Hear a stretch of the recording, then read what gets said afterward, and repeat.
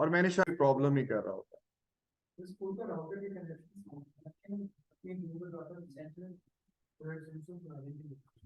अच्छा यार देखिएगा, क्वेश्चन ये है कि हमने सिर्फ पॉजिटिव नंबर्स ही अरे में स्टोर कर रहे हैं, तो आपके पास अरे का साइज 5, रिकॉर्डिंग के लिए मुझे थोड़ा सा रिपीट करना पड़ा।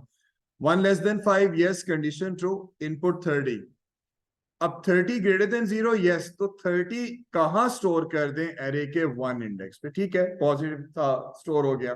काउंटर मूव करेगा in i, we have 2 is 2 less than 5 yes. User ने इनपुट किया 80, इज 80 ग्रेटर देन 0 यस, तो 80 कहां स्टोर हो जाएगा? अरे के सेकेंड इंडेक्स पे। काउंटर मूव करेगा आई में 3 लेस देन 5 यस।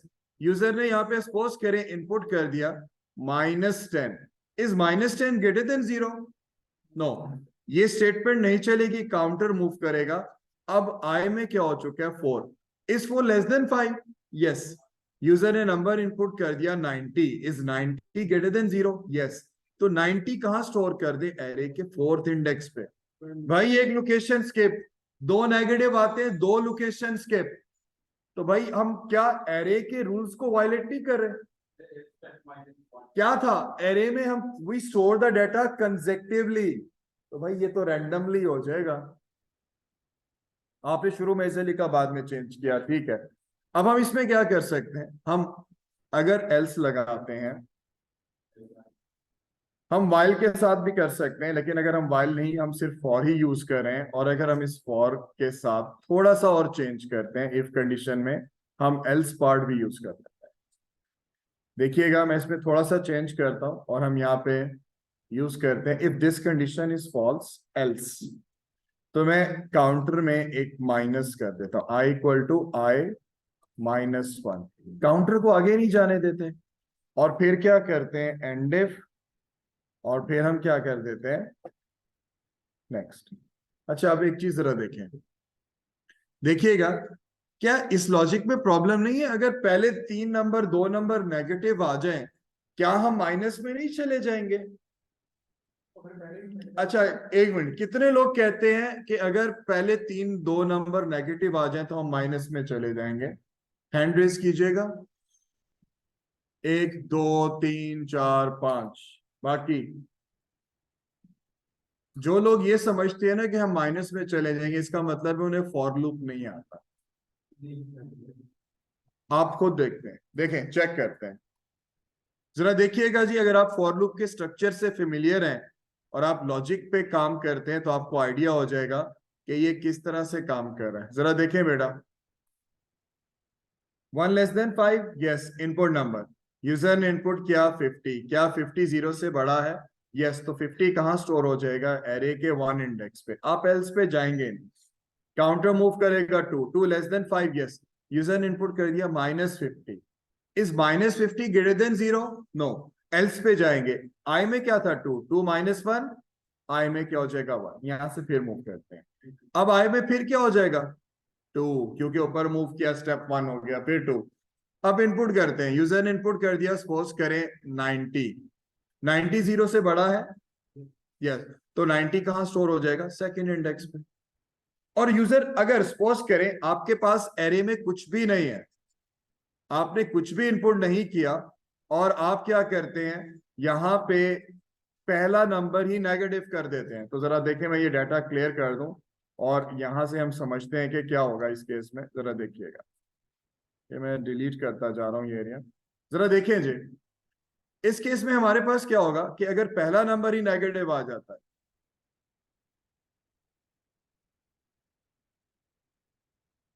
यूजर ने नंबर इनपुट किया और यूजर ने पहला नंबर ही इनपुट कर दिया -20, इज -20 ग्रेटर देन 0? नो। कहां पे जाएंगे? एल्स। एल्स में क्या था? 1 1 -1। अब बच्चा कहेगा ओह ये तो गलत हो गया, 0 तो हमारे पास इंडेक्स नहीं हुआ। और भाई यहां से जब ऊपर जाएंगे, 0 + 1 आए में फिर 1 हो जाएगा। 1 लेस देन 5 यस। यूजर ने इनपुट किया -30, इज -30 ग्रेटर देन 0? नो।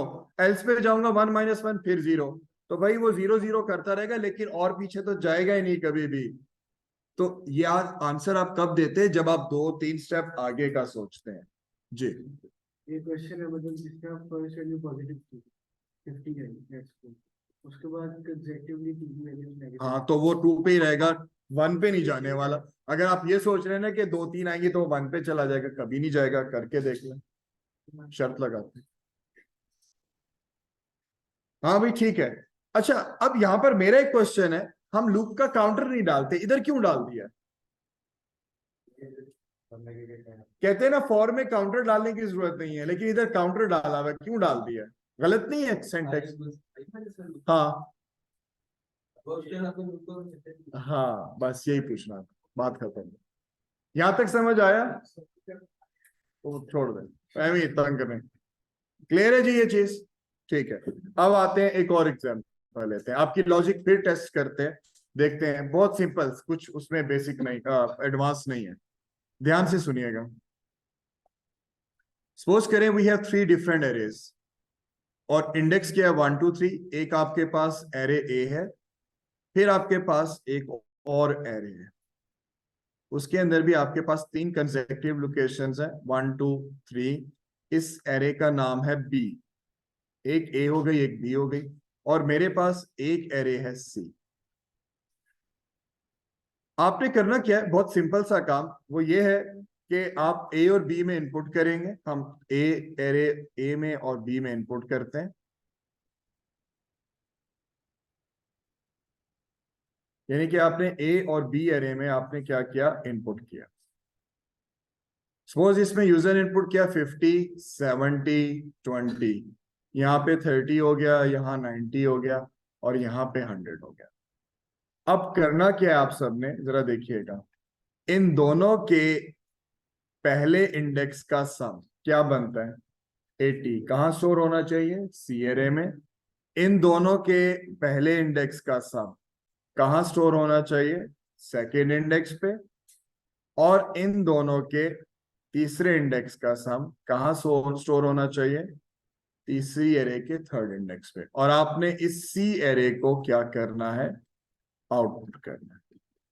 तो आपने ए और बी में डाटा इनपुट करना है, इन दोनों के पहले इंडेक्स का सम यहाँ पे, इधर यहाँ पे, और आउटपुट किसको कर रहे हैं? सी एरे को।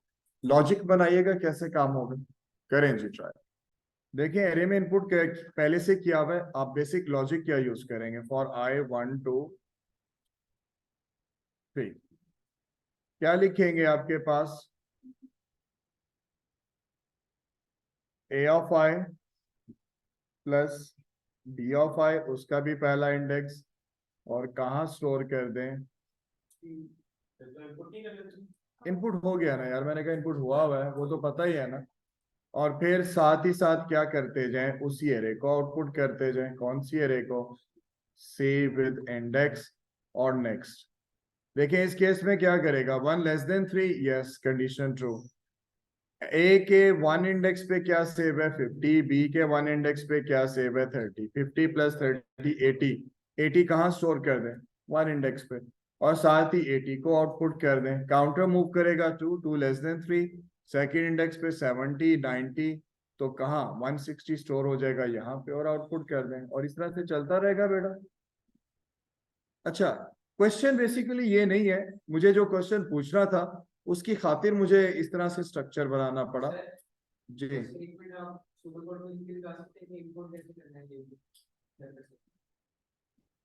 ठीक है चलें जी, मैं ऐसे करता हूँ, फिर तो तू कहेगा डिक्लेयर भी कर दें।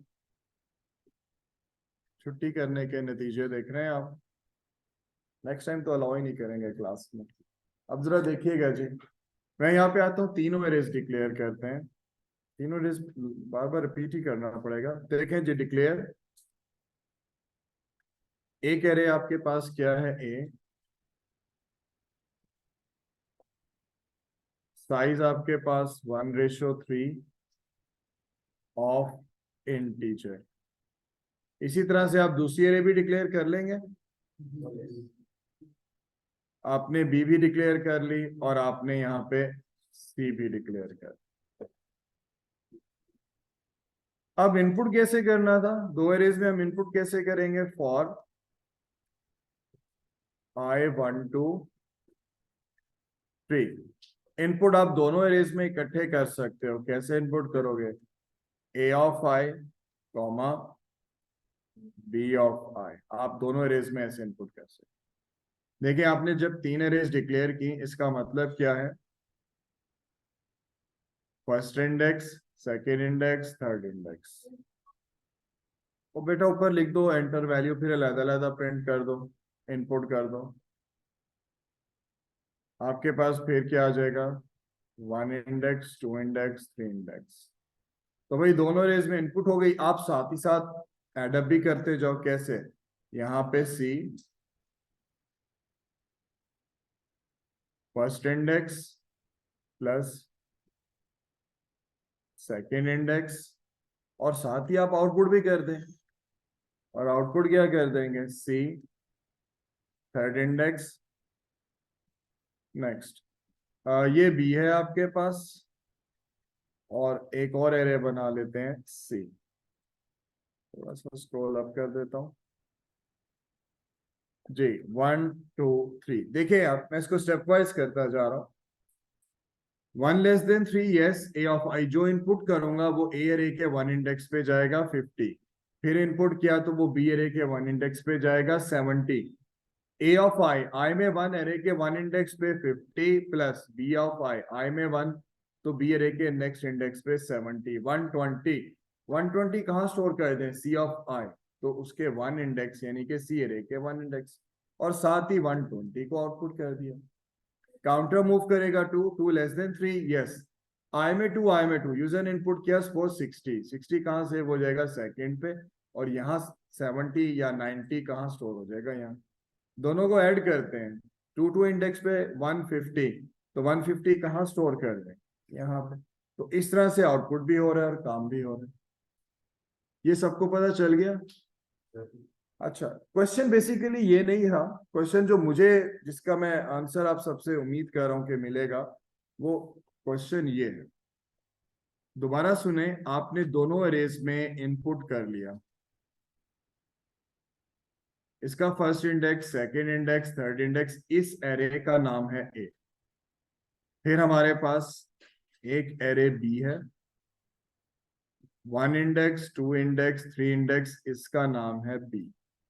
एक तीसरी एरे है,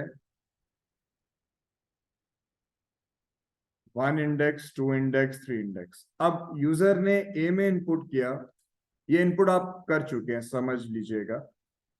50, 70, 90, 20, 100 और सपोज 60।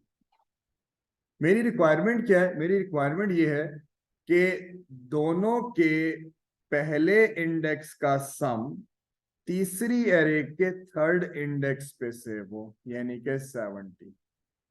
दोनों के तीसरे इंडेक्स का सम कहाँ स्टोर हो? सी एरे के पहले इंडेक्स पे।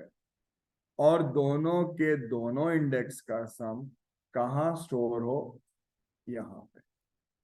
इसका आंसर चाहिए। ये दोनों के पहले इंडेक्स का सम थर्ड पे, दोनों के थर्ड का फर्स्ट पे, और दोनों के सेकंड का सेकंड पे। और आपने क्या करना है? इस सी एरे को आउटपुट करना है। ये लॉजिक बना के दीजिए। करें जी ट्राई। क्वेश्चन ये है कि हमने पहले से इनपुट किया हुआ है। हम सिंपल क्या करते हैं, एक लूप लगा लेते हैं।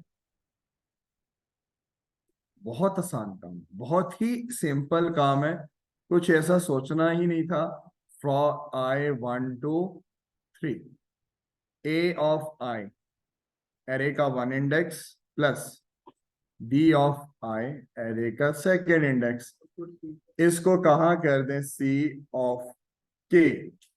और के में मैं क्या सेव कर देता हूं? 3।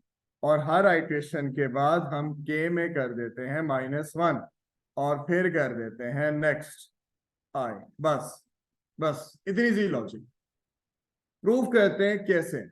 देखें, 1 less than 3, yes. A of i array के 1 इंडेक्स पे क्या सेव है? 50।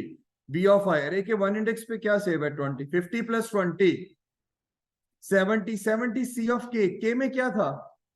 तो 70 कहां स्टोर कर दें? सी अरे के थर्ड इंडेक्स पे। के में 3, 3 -1, यहां से फिर जाते हैं। 1 लेस देन, इधर 2 हो गया, 2 लेस देन 3, यस। तो दोनों के सेकंड इंडेक्स पे क्या था? 70 और 100, तो 170 कहाँ स्टोर कर दें? सेकेंड। 2 माइनस 1, तो के में बेटा क्या हो जाएगा आपके पास? 1 यहां से, और इधर क्या हो चुका है? 3, तो दोनों के थर्ड इंडेक्स पे 90, 60, 150 कहाँ स्टोर करते हैं? बस इतनी सी बात। बताने का मकसद, सिर्फ इस एग्जाम्पल को बताने का मकसद था कि हम एक लूप की मदद से फॉरवर्ड भी जा सकते हैं, बैकवर्ड भी जा सकते हैं। हम फॉरवर्ड भी जा रहे हैं और एक इंडेक्स को बैकवर्ड भी लेके जा रहे हैं। जरूरी नहीं है कि जो लूप का स्ट्रक्चर है वो वैसा ही चलेगा। क्वेश्चन अब बताएं जी। इस तरह की एग्जांपल्स शायद पेपर में ना पूछी जाए, लेकिन इस तरह की एग्जांपल्स आपकी लॉजिक बिल्ड करने में हेल्प करती हैं। आपको पता चलता है कि हम इंडेक्स को आगे पीछे कैसे कर सकते हैं, इंडेक्स से डाटा रैंडमली कैसे पिक कर सकते हैं, प्रोसेस कैसे कर सकते हैं। जी बेटा, यहाँ तक कोई कंफ्यूजन आप बताना चाहें? मैं सर्चिंग करवाना चाह रहा था, लेकिन आज हम सर्चिंग नहीं पढ़ रहे। कल हमारे है ना लेसन।